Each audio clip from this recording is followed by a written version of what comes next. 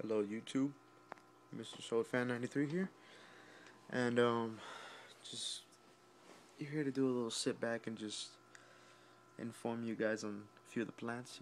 Kind of bored here and kind of want to help you guys out just to not waste any money and not knowing what you're doing. So alright, let's get started. Right here, these plants with the reddish figures, as you can see, sort of. They're called the red Ludwigia, something like that. And they benefit much from the light. And obviously, they need CO2 is one of the most important concept, thing to use.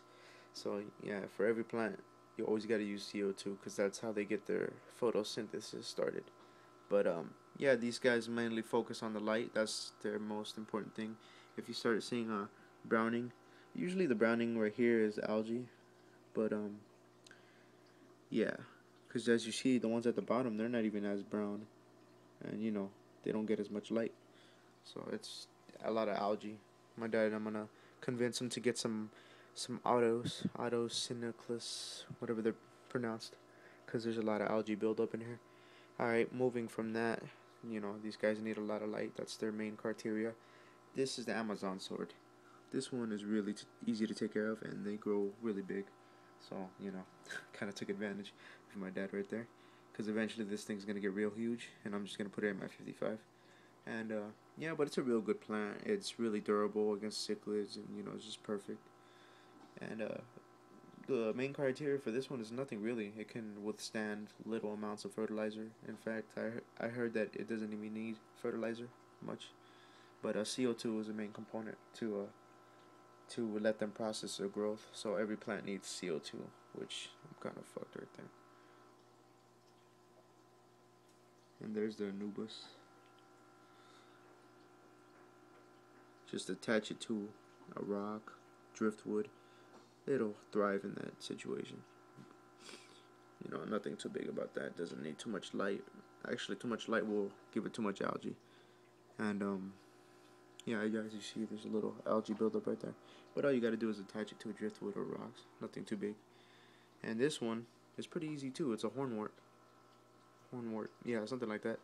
The scientific name, if you want to find out, it's starts with a C. And Samir, something like that. I'll have the tags in the video. At the tags. And this thing is a really big consumer of fertilizer. So if you decide to get this in a small tank, you really have to try to get the fertilizer on the other end. And these guys bubble up a lot, a lot of oxygen into the tank. But I think that's the main thing that they love the most is the fertilizer. Because this thing basically thrived in my dad's tank. It wasn't as big as this, and now it is. I even took some off for me, and it's still growing this big. Not in my tank, because obviously I don't have as much fertilizer and all that. But it's not dead, so thank the Lord. We'll see what happens. And then the dwarf tear grass, dwarf baby tears. It's supposed to spread like a carpet in 2 weeks, but I don't know what's wrong. We'll see what happens. It's not dead, but it's not growing either. It's just minding its business. I guess it's not getting as much fertilizer, but we'll see what happens. That's basically some info on the plants that my dad has, and hopefully it'll help you out, and you guys can subscribe or do whatever you gotta do, and just keep it going within the fish community.